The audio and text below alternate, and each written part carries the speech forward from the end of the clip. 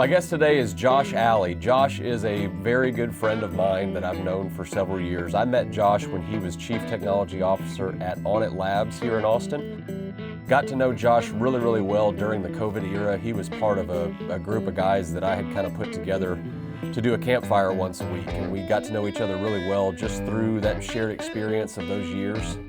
We're all kind of similarly yoked, doing the same things professionally, trying to build businesses and families at the same time. So developed a really deep appreciation for Josh and the skill set that he has. We're also very much not alike in some ways, and I appreciate about Josh that he's willing to tell me to my face that I'm wrong. I like having people like that in my life. In this conversation, we go a lot of places. We talked about what he was like as a kid, his thoughts on technology use in children and specifically with his children. We talked about how he developed his relationship with his dad. We talked about his jobs that he's had versus the times when he's just been sort of a mercenary. We cover the gamut here, as we always do. So with that said, I hope you'll enjoy this very deep, very wide-ranging conversation with Josh Alley.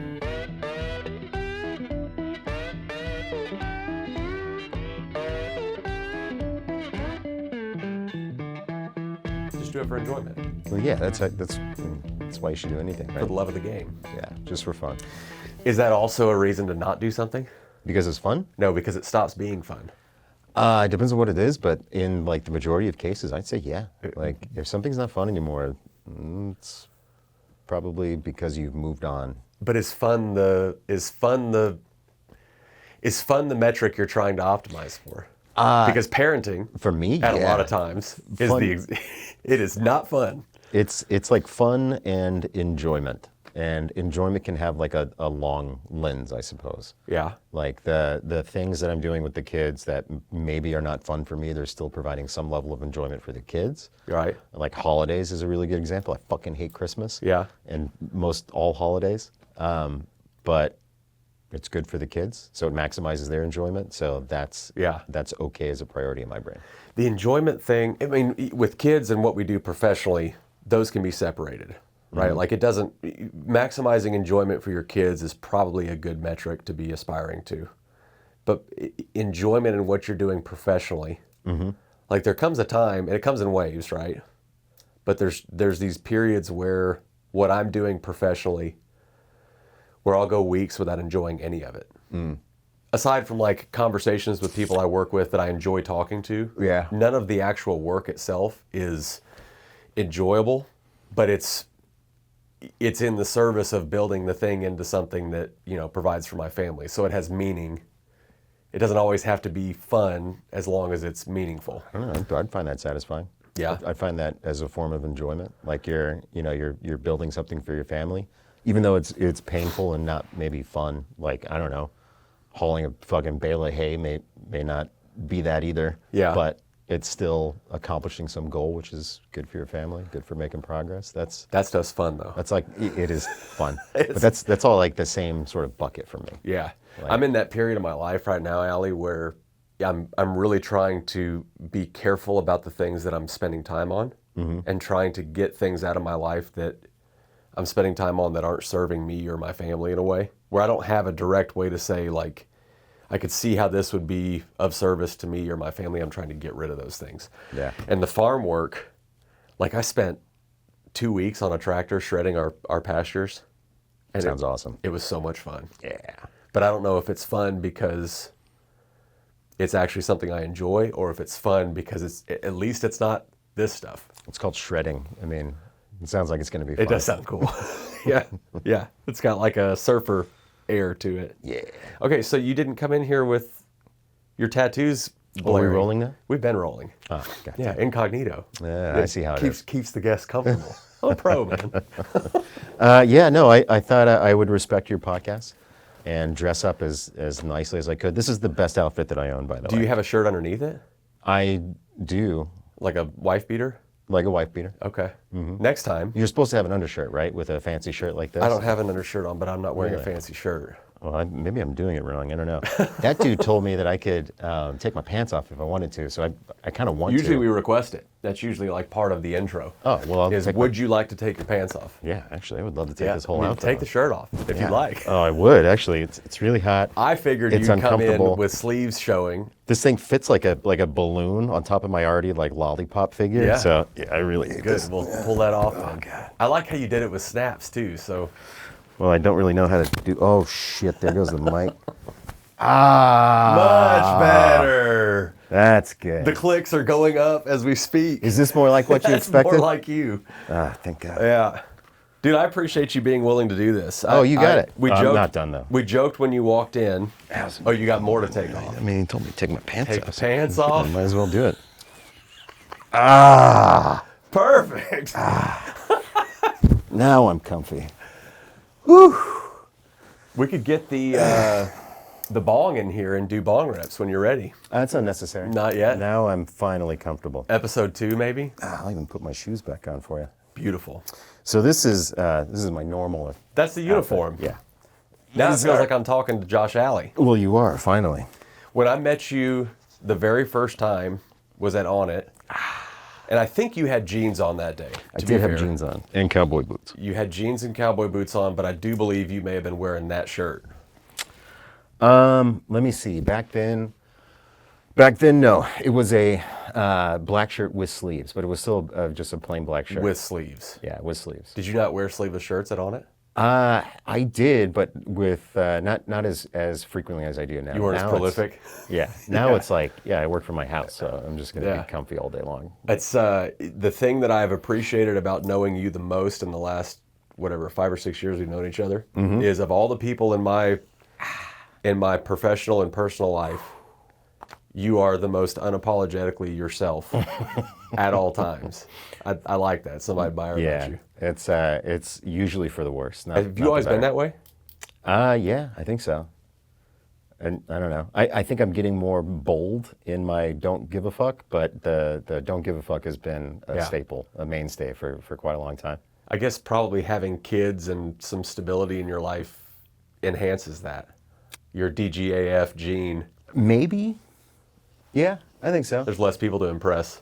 That, and you can, like, the more you are yourself with kids, I think the more that you can bond with them, because they're also like more unfiltered than, normal adults. This kind of goes back to what we were talking about earlier. I feel like as a kid, you're sort of developing your bullshit meter, your ability to tell whether somebody's lying to you or not.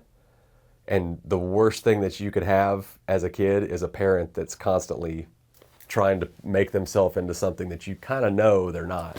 Yeah, I could see that. Yeah. Yeah, versus just the parent that's, more true to themselves. Genuine. Yeah, this is weird territory though. Like I don't Yeah. see this as a very positive characteristic. I disagree. All right. Because it's genuine. It's who you are. That's true. Okay, so there's a lot of things we could talk about, but the first one I wanted to talk to you about out of the gate was with respect to your kids. I want to talk about kid stuff. Cool. You told me a story one time about yourself at how old were you when you had your daughter? Oh man, I had to do math. She's she's 9? So 32. Okay, so what were you like? 31, What were you like at 30, or 28 to 30? Pretty much the same, only much more confident in my convictions, I'd say. Like I knew everything, and there was no room for me not knowing something. I was very, very confident, so very bullish about every decision that I had made up in my head, which is I don't know, wrong. You don't really know how much you don't know until you get older. Yeah. And then when you have kids, you sort of see things from a different perspective, which is really helpful in illuminating that you're, part of humanity and you should sort of accept it and act like it. Yeah. I remember you telling me a story about where you were at that time in your life.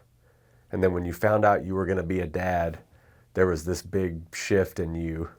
And that the Josh having kids is very unlike the Josh. For sure. I never knew you prior to kids. So this is the only version I've ever gotten. There's this selfish asshole, but I'm still a selfish asshole, but I have a different a different take on it. Yeah. I suppose. Yeah, when I found out I was gonna like be a dad, it's like a horror movie. You know, when you see there's someone in a long hallway, for example, and like they do that thing with the camera that shifts the perspective to make the hallway either like really shallow or really long, whatever that is.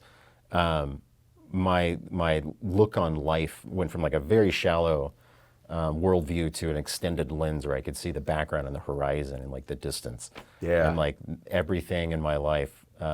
Whereas previously I didn't think about what was going to happen like next week or next month or whatever, not to any real significance. Now all of a sudden, like 10 years was not a long way away. Yeah. So I needed to start planning. I don't know, being responsible for someone else's future in a very direct way just like increased the length of every decision I needed to make. Yeah. Like I don't know. I know what you're talking about. Yeah. That's I could see the future. If you met somebody that you recognized was like a kindred spirit with you, but way younger, somebody that came to you for mentorship, let's say, because we've talked about mentors before. Mm-hmm. But if a 20-year-old guy comes up to you and has this sort of fork in the road moment in his life and is considering maybe settling down and having a family or prioritizing his or her independence, do you try to nudge them towards having kids? No one would ever come to me with I that might. sort of like, we're here. Well, I'm debating having children. Like, I should go to Josh Alley and see what he thinks. Yeah, I need to see what Josh thinks. But if that very hypothetical situation, which is not grounded in reality whatsoever, were to happen, yeah, man, I would nudge people towards kids for sure. For sure. It's just, it's probably for the same reason that people say like go on vacation or like go on vacation to Europe, which I still haven't been. But like getting that sort of different perspective, that different view of another culture, that different like immersion into something that's foreign, it's like good for you. It's good for you to grow. And I can't think of a better situation to help you grow as like a human than having kids. Mm-hmm. You have moments with your kids that are typically things that on their face would be trivial. Yeah. But to you and probably to your kid at the time, totally. it's like, oh man, we just made a core memory right now. That and I mean, think about kids. I mean, the younger they are, the more of those very, very banal, mundane moments are novel because they've never experienced them before. Never had them before. Like a spoon hitting a table making a certain sound, like holy shit, that's a brand new experience to a young human.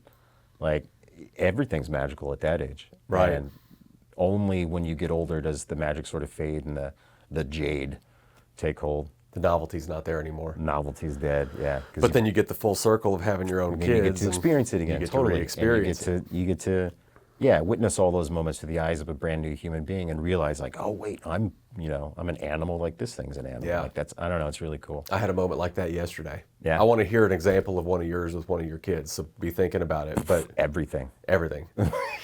So we went dove hunting this weekend. Right and on. Lincoln has been on a dove hunt before, but he was always like, you sit here with your BB gun, and if a bird comes, I'll shoot it, and then you can go pick it up. Yeah. And he's 9 now, so he's big enough that he can shoot a youth model shotgun. And I've seen him around guns enough to know, okay, he knows basic gun safety. So we got him a little over and under shotgun. And we went to South Texas to go to just public land hunt and didn't see a thing all weekend long. He got to shoot the gun maybe once when we were there, maybe twice. But we came home and he was like, hey, Dad, can we go hunt our tank? I was like, yeah, let's go back there and do it. So we sat for 2 hours, shooting occasionally at birds. I think I had shot a couple at the time. And then it got real quiet for an hour of the hunt. It was sort of end of the day when it's hot. And then I hear a shot, and then Lincoln just, I got him, blows up. Daddy, I shot one. Daddy, I shot one. And I go over there, and he had shot his first dove. And I remember when I was a kid, I can remember everything about the first dove that I ever shot. And it was cool to be in the moment at the time realizing this is something he's going to remember the rest of his life. Yeah. And it wasn't any, like he won something that he worked for 6 months to try to win. It was just a moment. Yeah. Which is awesome. Yeah. I don't know, like the simplest moments are probably the most powerful and the ones that they're going to remember the most. as they get older. The ones where they're sharing an experience with you that you also are fond of. Yeah. Is what makes them really cool. Yeah. Like with you and your kids. I mean, I don't want to put words in your mouth, but what's an example? I mean, the one that's happening right now more than anything else, unfortunately, because we're not getting out to the ranch very often, is just in video games. But it's still really cool. Yeah. Because you get to, like, I remember how much fun I had playing video games as a kid. And like, video games aren't for everybody, but I think it's a nice, like, interactive puzzle. It's sort of good for your brain as long as you're not, spending 10 hours a day playing video games and doing nothing else with your life. But seeing my boy especially like get really excited about video games and spending time with me playing video games together, it's not like we're parent and son. It's like we're just like kids. Buddies Yeah. playing video games together, and it's awesome. Yeah. And, he gets super thrilled about the tiniest things, which is awesome. His enthusiasm is super infectious. And then when he'll hit the same sort of challenges, like he'll start dying and he'll die and he'll die again, and get super frustrated and start crying and want to throw the controller and like beat it up and screaming, it's too hard, can't do it. And we work through it, and maybe he gets it, maybe he doesn't. If he doesn't, then he hands the controller to me, and I, like a big brother, get to like beat the bad guy for him. And I don't know. It's a cool bonding experience. We need to get out and do a little bit more like physical things, but it's still the digital stuff we have on lock, and I don't know. It's rad to experience. I don't see a downside to the digital stuff at all. I mean, if left untethered, doing ranch work with your kid could be detrimental to the kid. The time that he gets to spend with his dad doing something that you're both interested in, where he's getting problem solving, he's getting some, dexterity, he's getting coordination, he's firing things in his brain trying to figure stuff out. He's overcoming adversity. He's learning how to deal with frustration, failure, which is man, that's like the thing that I beat home to my kids all the time. Is like failure is part of learning. You don't learn anything without failing. Like even walking, like the bare things, the very basics. Like you fall in order to walk, and it's true for absolutely everything. Like you're going to fail at some level in everything you do, and that is not only okay, it's great. It should be celebrated. It's expected. It's important. If you don't fail, like you're not learning. Yeah. So put yourself in those positions where like you're going to fail and be frustrated, because that just means you're growing stronger. I think that's something. I think that's a good pillar of parenting, is allowing your kids to fail when the consequences for that failure are pretty small. Yeah. I feel the same way about danger. Like, I feel like as a society, we've just been fleeing from danger, and any sign of or potential of danger is like should not be encountered in any way. I'm like, fuck that, I don't know. Yeah. Your kid's gonna get hurt, like let him get hurt. Right. Pain is a really important teacher. Okay, so this is actually a topic I've talked about with people in here before. Yeah? That I think our generation of parents, being millennial parents, I think... How dare you? You're our millennial, aren't you? No, I'm not. You're not? Nope. What, are you an elder? How old are you? I'm an elder. I self-identify as like a 65-year-old man. So yeah, but how old are you really? It doesn't matter. Are you 40? Well, yeah, I'm 40. Okay. So we'll call you a elder millennial, or just an elder is fine. In the youth of the what's the previous generation? Generation X? I don't know, man. Whatever it is. Our generation of parents, I feel like, are probably the first generation since the Depression era that don't necessarily want an easier life for their kids. I think you had Great Depression era parents who were trying to keep their kids alive. Yeah. And then each subsequent generation held ease of living as this standard to achieve. Like, I didn't have it easy, and here's the reasons why, so let me make sure my kids go to college or get a good stable job they commit to for 25 years or whatever the case is. That's interesting. I imagine like it varies based on families. Like I think families probably mature or evolve or whatever at different rates. But like for me, I was thinking about this the other day, like my life has not been hard. My life has been pretty easy. Yeah. I've done an absolute insane amount of like hard living, but my life itself has not been, I don't think, difficult. By comparison. By comparison, Yeah. Sure. Like, so do you want an easier life for your kids than what you had? I want as at least as an easy life. That would be ideal, because otherwise, I mean, that means we're like backsliding as a society, and they're going to have to face some sort of insane hardship that wasn't around like when I was growing up. I don't know.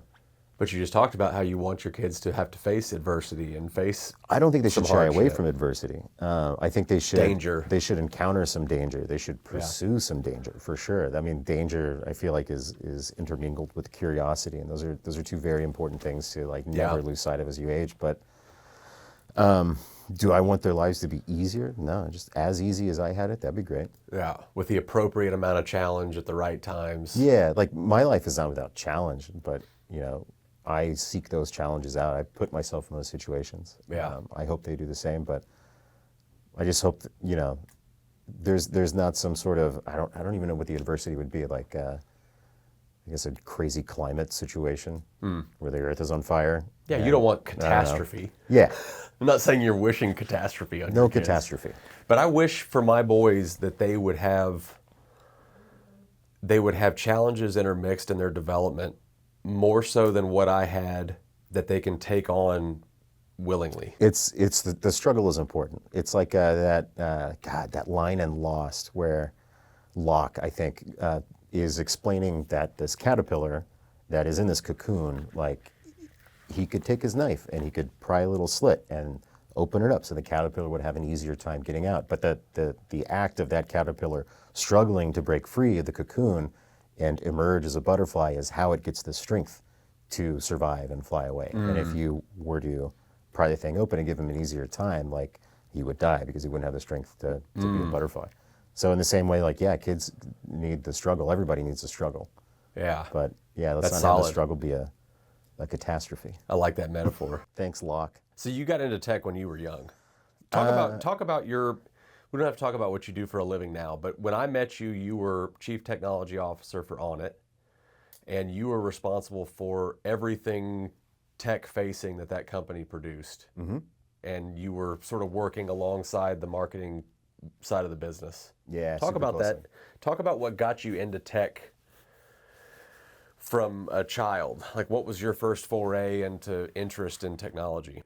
Middle school, 6th grade, I was online with AOL. Before AOL, I had a couple other like dial-up services exposed to like the internet. But then AOL is when I discovered what were called like proggies programs, things that people had made that did really bad things on AOL, like punting people offline. Punting was a type of program that you could have where back then, like the AOL Instant Messenger version that was on AOL and like AOL 2.5, it was vulnerable to HTML. HTML caused the whatever renderer to like take a long time and to slow your computer down. So you could exploit that by sending people specially crafted messages with these HTML strings, which would like slow their computer, these 286s and 386s, down to a halt until they eventually just, you know, rebooted themselves or crashed. That was awesome. You're in middle school, you realize that you can do this to other people's computers, like people that you know, and I don't know, you're mischievous, or at least mine was at, you know, an 11. So that was amazing. And then there was a bunch of other stuff you could do, like kill people's accounts by reporting them for things they didn't do, but in such a way that AOL would kill their account if they got a certain number of like strikes against them, stuff like that. It was awesome. Also going into chat rooms and then stealing everyone's screen name and then using another piece of software to crack their passwords through brute force.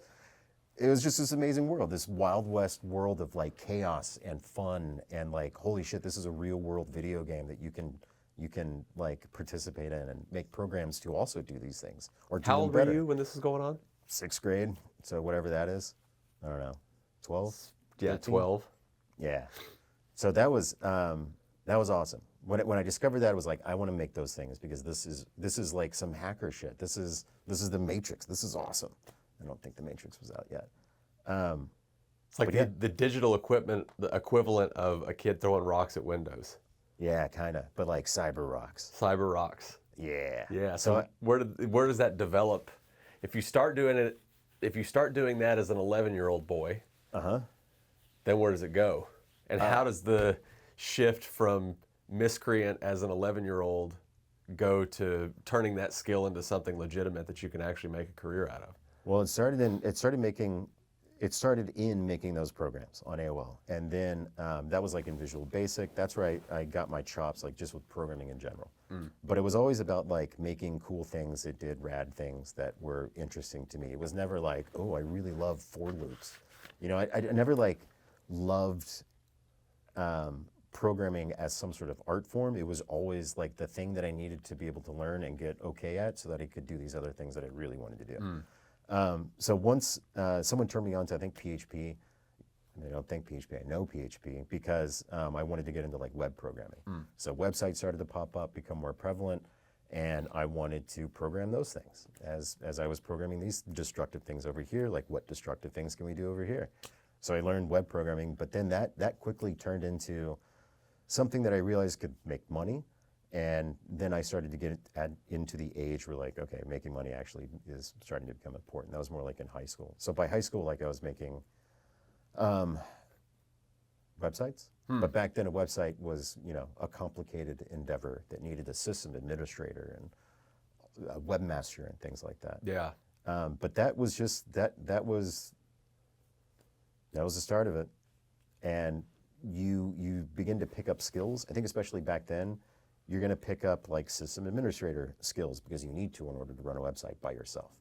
You're going to pick up some level of design chops because if you're going to design this website yourself, you sort of need to. So everything that I learned because I really wanted to, because it was at arm's length to what I was trying to accomplish, and like it was just cool.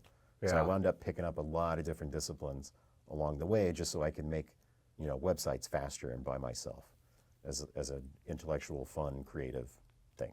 So given that world has changed so much, even specifically in the last like 2 or 3 years, what does a kid, if your son has the same sort of bent that you do for living in the digital world and building skills there, how does he scratch the same itch that you scratched on something that now is done by the robot itself? Don't be afraid to dive in and just do something for fun. Yeah. I mean, that's the motivation behind all of it, is just like have fun, learn things. I love to learn, and I'm not afraid to fail.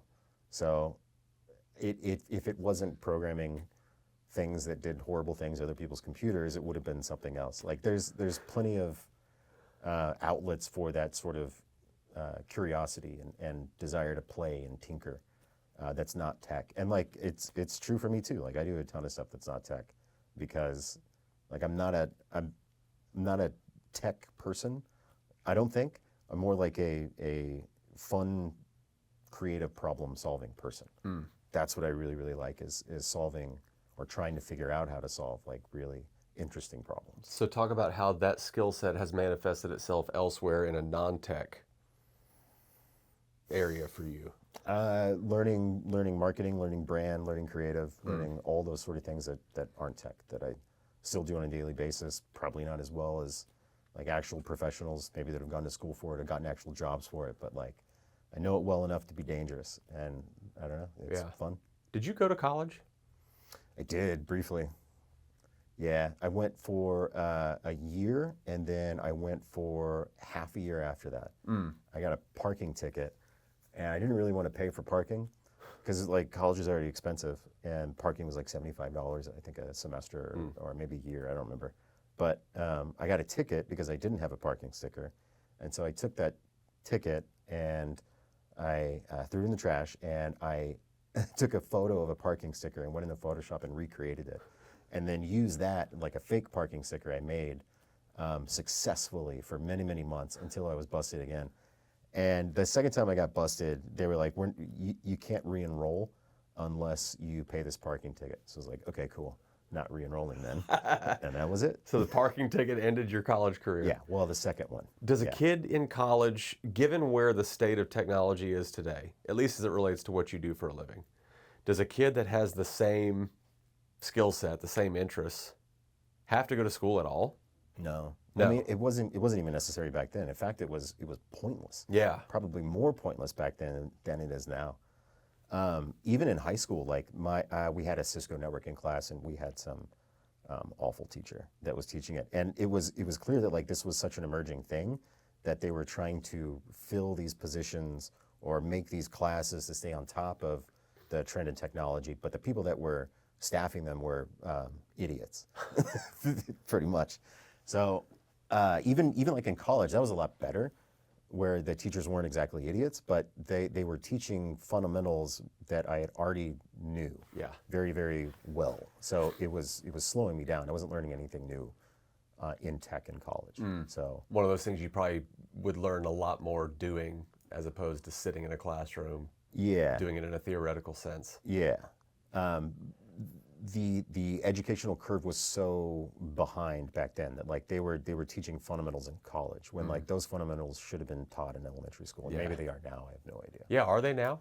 They must be. Like even computers weren't even a part of the education curriculum when I was growing up. Not to the degree that they are now. Like we had computers for learning how to type in high school, you know, and I was already typing 200 words a minute, so it was pointless. Yeah. But yeah, I imagine it's better now. I don't know. Okay, so I want to go back to the kid thing for a second. If say your son continues with this tendency to be like you were when you were his age. God, I hope not. He'll be Let's doomed. hope for his sake that he doesn't turn anything like you. But, Seriously. It's a legit hope. but let's say he does. Fuck. How much do you limit his screen time for worry that he gets so into it that addiction follows? Well, if he's born from my gene pool, addiction is something that he's going to have to like contend with for sure. If it is a genetic thing, which My kids too. might be. Yeah. Same thing. Yeah. I don't know the right answer to that. I know that it's interesting because my dad, he was super worried about screen time as a kid. And Really? Only way later in life did he realize that like all his worries about what I was doing on the computer when I was a kid were totally founded, and he was 100% correct. Like all the bad things that he had in his head, like yes, I was writing programs to steal people's accounts and credit cards and lots of other things. That is true. But at the same time, like that lack of substantial limits on screen time accelerated my learning of all the foundations of all this stuff. So like by the time middle school was over, I mean, I was in a really good position for a life of a developer if I wanted it. I guess. I notice it with my kids. There's a direct correlation with their attitudes and the way that they respond to our instruction and how much time they've spent on an iPad that day. Yeah, dude. And so, like, I don't want them to be, what's the term when you're not a technologist at all? Ascetic? Is that the right term? Maybe that. Layman, Whatever layperson. Somebody that avoids technology altogether. I don't want that for Amish. them either, because I don't want to be Amish. I don't want them to have to live in that world. But I also realize that too much of that, even in a small context, like we put them on an iPad for an hour in the morning while we're cleaning the house, and then we can't get their attention the rest of the day. Yeah. I don't know how to limit that. Have y'all talked about that at all? You and your lady? Man, I think we've just given up pretty much. Yeah, and we let the iPads babysit them all day long. Perfect. Every day. Just enjoy. Yeah, And until you best play of video luck. games with them at night. There's like some days you just give up. Like that part is definitely true. Other days it's very much like there are no iPads that will be on in this house today. We're going to be doing things instead. And to the lady's benefit, she's very good about providing alternative activities for the kids to gap fill what would be just tablet time or whatever. Yeah. So she'll get them out and they'll go do stuff. Okay, so if you're trying to mentor your kids in the digital world to give them skills that would actually might be useful for them in their professional life, are there things that you do on purpose now while they're young, or programs you introduce them to while they're young, or do you just sort of let them go where their interests lead them? So far, it's very much like let them go, their interests lead them. Don't be afraid to like pull the trigger on some app if they want to try it or whatever. Yeah. But the one thing that I'm pushing is coding. Like everyone should learn how to code. Everyone, not get to the point where you can get a job being a developer, but just the critical thinking skills that accompany thinking through problem solving in a very logical way, which is programming. Like that is very important. And so the girl, She's the eldest. The boy's 5, so there's not a lot to do right now. Yeah. But the girl, we're pushing her on the path of trying some different coding apps. How much are those skills still relevant given what AI can do? 100%. 100% relevant. Yeah, because I mean, you're not learning some sort of a tangible skill that then you list on your resume. Like you're learning critical thinking, you're learning logic, you're learning thinking through something step by step, and then figuring it out to get the resolution that you want. And that is like, I don't know, fundamental human stuff. Yeah. That is independent of anything you would put on your Skills resume. that translate. Yeah, Even it's to like- things that aren't digital. It's an important human skill. Yeah. Yeah. That's good. I like that. You talked about your dad a little bit. Can we talk about your dad? Sure. How has your relationship with your dad evolved since you were the kid throwing digital rocks at windows to now? It's gotten much better. Yeah, for sure. I mean, not that it was ever bad, but I think you have kids, you get older, you now have a empathy for what they went through. You have more understanding for what your dad went through, what he did for you, because you're doing it for your kids. So you see exactly, like, oh, that's what being a dad is, and that's what you were doing with me, and that makes you appreciate them, I think, a little bit more, especially if you put them through hell. Yeah. Which I don't think I did, but a not small what degree he of said. hell for sure. Yeah. I'll never forget sitting around a campfire with your dad and talking about you as a kid. I think it was Chris Sika that asked him, what was Allie like as a kid? Remember that? No, And he had some funny stories for us. I'm trying to remember what he said. I don't I think it remember. was you as a teenager. Anyways, it's cool to see that relationship come full circle, and I do agree that having kids is a good sort of a forcing function for that. Yeah, and as I feel like as soon as that happens too, your parental unit can like drop to some degree the parental unit thing, and you're just like another human. Yeah. And it's a little bit easier to relate to someone that is not some sort of parental authority figure, or like whenever you're a kid, it's your parents, like, yeah, shit. But now when you get older, when you become a parent, it's just you're more on the same level as your parental unit. So Is you that can, more you can of- approach them as a peer, I think. Yeah, I know what you're talking about. Is that more of a challenge for the child in the parental unit relationship to make that change, or is it more of a challenge for the parent to look at their kid as a contemporary? I bet you it's more of a challenge for the parent. It's not a challenge for me personally doing it with my dad. I don't know if it would be a challenge for me with my kids either, but maybe. I think that's probably where my knee jerks to, is that it's more of a challenge for my parents to see me as an adult Yeah. than it was for me to try to treat them like they were my contemporary. What's if you look at your life, you can take this as a personal question, or you can take it as a professional question. Answer it however you want to. What would you list as one of your biggest failures?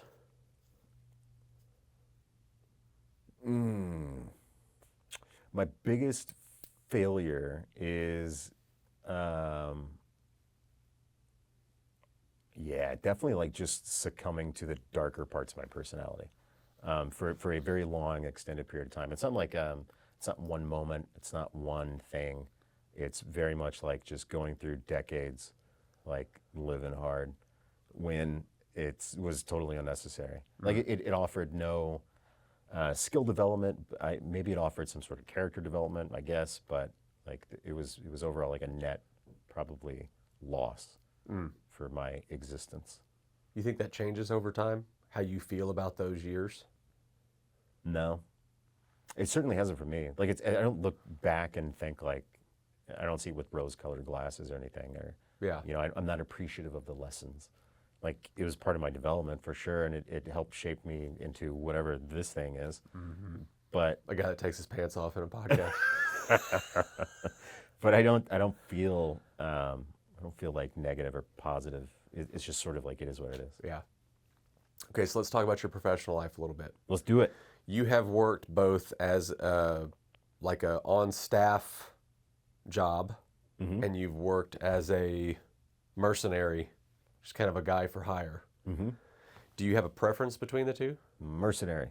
You like to be a mercenary. Oh yeah. Why? It's like what I did whenever I was working at a job, or whenever I found like the role that was sort of good for me. It was very much a mercenary role. That mercenary role could be, a full-time employee, or that could be, off in my cave, just sort of taking odd jobs. I prefer the latter. So what defines the mercenary element then? If you can still have that characteristic as a full-time on staff person? It would be the way that I like it is there's some person that has some business and they have a problem, and it's a really hard problem, and it's something that you can't just go talk to someone to solve that problem. Like, you have to go to some sort of specialist who's been there, done that. That's the mercenary projects I like, and they're nice, small, contained. So it's like a 6-month engagement, or maybe a 3-month engagement, or something like that, where you have a very specific purpose. You need to go assassinate this problem, whatever that problem is. I'll get deployed. I'll do whatever I need to do to assassinate that problem, and then get the fuck out. That's sort of ideal. I get to do this very, very, hopefully complex, intellectually fascinating, hard problem to tackle. I solve it. I get out of there. Everything's great. That's the muffin top for you. That would be the muffin top. Yeah. That's good. So let's talk about the Onnit days a little bit. Sure. I have a couple more questions in here that I want to get to, but I want to talk about your time at Onnit. So when I met you was 18 probably? 17 or 18. 17, 18, something like that. Onnit was already, I would say, in its heyday. It was already a rocket ship. Mm-hmm. What was that time like for you? Can you talk about what happened, like where you first entered the picture there? Like when I first entered When you first entered Onnit. Oh, sure. So I knew Aubrey Marcus from another company, which shall remain unnamed. Probably the wrong hand signal there. But it definitely needs lots of curses and blesses, or curses to prevent the blesses. Holy water. Knew him from that, and then, whenever he got fired from that job, or let go, or whatever, he spun up like 3 or 4 different businesses, and Onnit was one of them. And out of all of them, I was like, there's one that had potential to actually work, and that was Onnit. It was the one that, we just, small circle of friends, whenever we heard about all these businesses, Onnit was like, that one might actually have something special. You saw it from the beginning.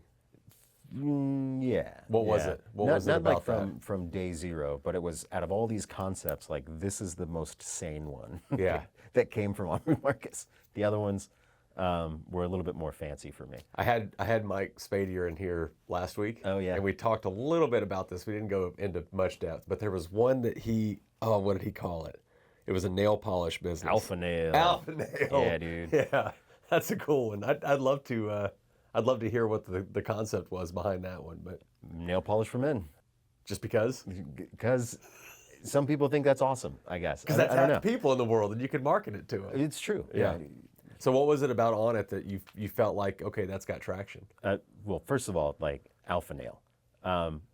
I respect the fuck out of anyone that confident in their likes and style and whatever, to like wear that and then make a company around it. Like, that's amazing. That kind of confidence, I will always respect it, even if it's not for me.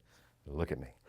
But what was it about Onnit that seemed like it was going to work, or? Yeah, what was it that, if you look at the list of businesses that could potentially be started and you see one on there that you're like, that one may have some traction, was there anything about it that made it seem that way? Well, when it first started, it was 2 products. It was Roll On and Roll Over, and those were supplements designed to help you recover from a night of like drug use. The Roll On was for one type of drug use, and then the Roll Over was for another type of drug use. And I don't know, it made sort of sense. Like, all right, maybe there is a market for that. I know I feel terrible when I do a night of drugs. Like, maybe there's a pill that can help. It seemed like sort of a gimmick, but like. So was hangover prevention, I suppose, and it was a take on that. There was at least like enough prior art in the market to where I could see, okay, a supplement that is designed to tackle this very niche thing might actually work. And then whenever the concept sort of evolved beyond the immature idea of 2 products that help you with taking 2 very particular like illegal drugs whenever the product line became more normalized, and they came out with like Alpha Brain, which is a nootropic. Like then it was like, okay, this is really interesting because I've never heard of a product like this before, and supplements have great margins, and then it all sort of made sense. Yeah, that's Especially what when Rogan catalyzed got it, involved. really. Yeah. So talk about the first like 2 or 3 years of doing it. When did you look at it? When did you realize like, okay, this is not just a startup-y fun thing to do that might have a niche market. This is something. I built the first version of the website while I was still at the company that shall not be named. And then I sort of forgot about the whole thing for, I don't know, a year or maybe a year and a half or so, until I got reapproached by Aubrey, who was like, hey, like, what do you think about doing this more full time? I was like, full time? Is it working? Are you actually making money now? And they were making money. They had the endorsement from Rogan, which was supplying all the customers, which was providing like revenue, and the company was growing. So I said, sure. Could you have expected that it was? Could you have foreseen what it would become at that time? No, and no one, at least I didn't. I never even thought about it. Even as the company grew and grew and grew, I didn't care. I didn't think about it. It wasn't like it was real, but it wasn't. I don't know. It's maybe it's a fault of mine, but I just don't really pay attention to that shit like while it's happening. It's always after it's over that I'm like, oh man, that was something special. Yeah. Because when I'm in it, like I got blinders on, I'm working, I'm trying to do the best thing possible. I don't give a fuck about the trajectory of the business, or I'm thinking about its impact in the world or whatever. I'm just trying to do awesome shit. Yeah. That's the focus. So will that always be the high water mark? 1,000,000%. Yeah, man. That that is the drug high that I will forever chase and like never catch again, I don't think. The professional drug high. Yeah, dude. It was just it was lightning in a bottle of all these different crazy things that sort of happened at once. This perfect storm of a lot of different things that just lined up and worked really, really well. Namely like the staff, dude. Like the people that I got to work with at Onnit were amazing. Some of the best there are, and we jived really, really well. It was, I mean, not perfectly, but like our tastes, our sensibilities, our desire to do rad shit, the way that we thought about things, the way we didn't give a fuck about certain other things that a lot of people cared about. Like it was a really, really, really good culture to create. And I don't think that, I mean, I haven't been in any situation like that ever since, and I don't know that I'm going to ever again. It's just, it was perfection. What would you credit that to? Would you credit that to just right place, right time? Would you credit it to Aubrey's ability to put the right people in the room? Dude, right place, right time. And Aubrey's ability to put the right people in a room is good, but I mean, he also looked down on that because a lot of the people he was tapping were arm's length. And we had just done a good enough job kind of curating our own friend circle that a lot of those people in arm's length were extremely talented. But then the thing that I think Aubrey did that I'll give him maximum credit for is not shying away from having these people that he picked to do things, not shying away from putting them in positions where they might fail. And if they do fail, not destroying them for failing, but like saying, all right, we failed, let's do better next time. Like the ability to fail at Onnit, especially early on, was incredibly important because everyone, while talented, everyone on the team was super talented. We were all very new at what we were doing, in some cases at all, and in some cases at the scale that we were doing it. So like mistakes are just gonna happen because we're human beings in uncharted waters. But our ability to make those mistakes was an incredible luxury and gift. Yeah, that's an interesting thing I had not thought about, but now that you mention it, I realize everybody that I worked with at Onnit, at every level of the executive team, was working the biggest job they'd ever worked. For sure. It wasn't like y'all had brought in industry professionals, CPG experts that have been doing man. this for 25 years. Yeah, and I think like that was a strength. It's also a weakness, for sure. Especially as you're growing. Like you're going to be making a lot of mistakes during a very crucial part of your growth that any other company probably couldn't survive making, but we did because we had, a great fire hose of customer acquisition from Rogan and the rest of that like podcast sphere. and the margins to be able to absorb bumps in the road whenever they happen. What's an example of one of those mistakes? Was it a product mistake, or is it more like a hiring mistake? There were so many product mistakes.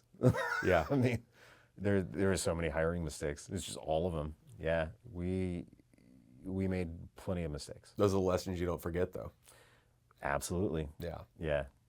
It's sometimes too, even if the mistake was more in the decision-making process versus the actual thing, whatever it was, product, budget, like whatever that was, doesn't really matter. It was the frame of mind that sort of people were in at the time that was the bad thing.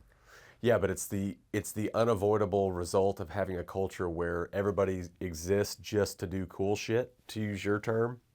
You're gonna do some cool shit that you just think is cool that just doesn't have commercial viability, and you have to call it what it is. Like, Yeah. it was still cool to do, it just didn't really make money, and Yeah, whatever. and that's I have a lot of mixed feelings on that. And obviously the story is like way more complicated than just like do cool shit. Because Yeah. do cool shit when you don't pay attention to anything else results in you not having a job. not having a business. Right. Yeah.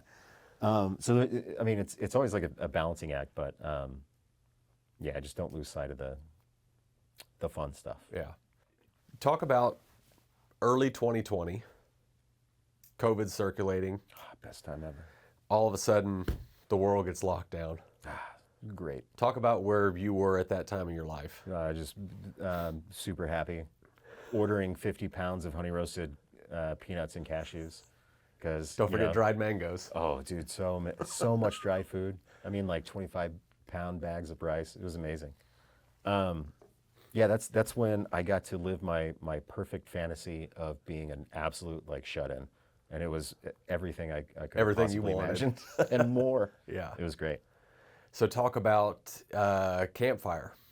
What does a campfire mean to you now as a result of what you went through in 2020 and subsequent years? Cowboy TV.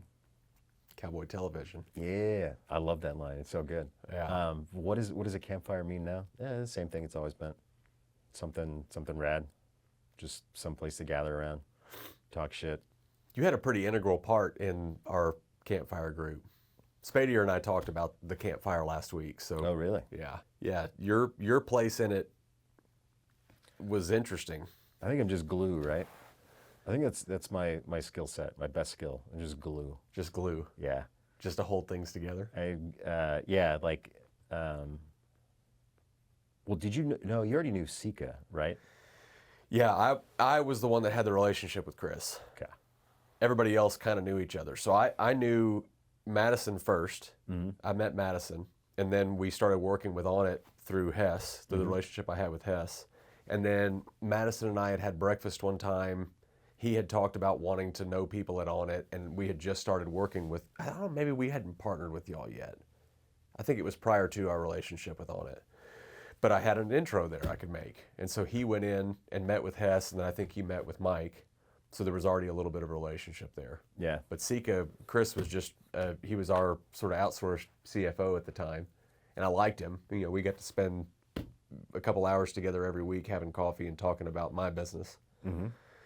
So we had the relationship. But something special about that group coming together at the time that it did, having sort of a weekly thing we could look forward to. And Yeah. I like that everyone was similarly motivated to beat COVID, but then also to like make things out of that group.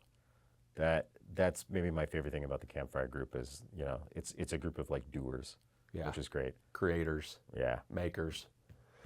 Something I really liked about that group that I still use you all for is the alignment that I have with people that I know I disagree with on things. And knowing, having spent hundreds of hours sitting with guys talking about stuff that we're going through where we have some mutual footing, some shared experience, and being really honest about the stuff that we're struggling with. Once you have that sort of prerequisite for a relationship, then I can bring things to the group to say, hey, this is going on. What do you think about this? And know that I'm getting opinions from people that are not afraid to disagree with me on stuff that's kind of foundational. That to me continues to be a beautiful thing that came out of that campfire group. Yeah, if no one's telling you no, or no one's telling you you're a moron once in a while, like you need to surround yourself with better people. That's right. I'm lucky. I'm calling myself a moron in my head about 100 times a day. That's my I don't know. That's my campfire group. Yeah. That tells me how wrong I am. Well, it's good to have people in your life that you know are willing to tell you you're wrong, or point out truth to you if you're being fooled. Yeah. Yeah. So okay, one final question. It's it's an interesting one. I want you to weigh in on. So what occurred to me this last weekend is that the bulk of the information that we take in now is digital, and the volume of information that gets created now is unlike anything it's ever been.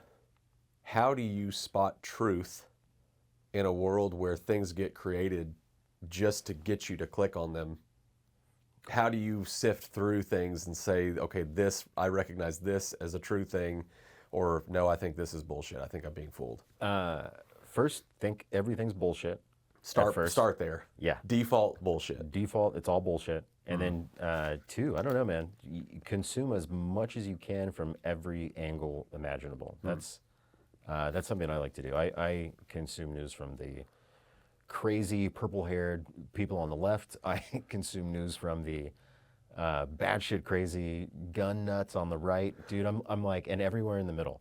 I think it's all super entertaining, and I try to read as much as I can, and then my own brain, just with its lifetime of whatever bullshit meter has been developed, sorts through it and just comes to some sort of conclusion. What makes you so comfortable being sort of a eunuch politically?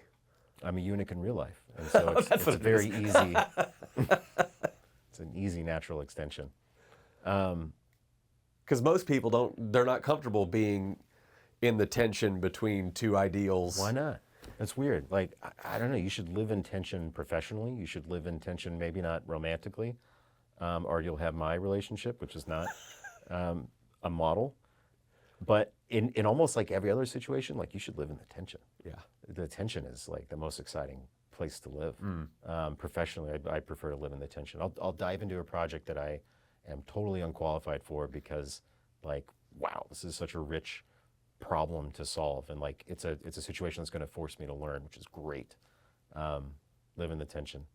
Why do most people not? I don't know, because it's not comfortable, but it is comfortable. It's like it makes me feel so. It calm. is for you. Yeah. With raging autism and yeah, probably a dollop. yeah. I don't know if it's quite raging.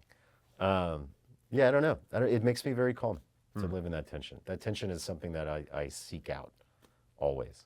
Is that something you can foster in kids? Man, I hope so. Yeah, I mean, with my words, I try to tell these kids things like that. With my actions, I try to show them. Yeah. But we'll see. They're going to be their own people. But I hope they see it as a good thing, and they don't see things like that or failure as like a bad thing to avoid. Like, I don't know. Living in the tension. Living in the tension. If you see a flame, like, yeah, try to touch it. See if it burns you. Allie, I appreciate you very much, man. I've told you this before, but I'll tell you while it's being recorded. I admire you immensely because you are the kind of person that is unapologetically, ruthlessly yourself with anybody that you're in a room with. You don't polish up for anybody. You don't. What are you talking about? I wore my don't- finest clothes today. Yeah, but you took them off. You said I could. You started right. That was good. No, I mean, it's something I admire about you quite a bit that I look up to, honestly, is that I see less, you give way less fucks about what other people think, and there's a confidence in that I want to have more of in myself. So I appreciate you very much. You got it, I man. love having you in my life. I really do. I thank you for your compliments. I fucking hate compliments. I know you do. Well, But thanks I appreciate again, man. it, and yeah, glad I did it, man. Yeah.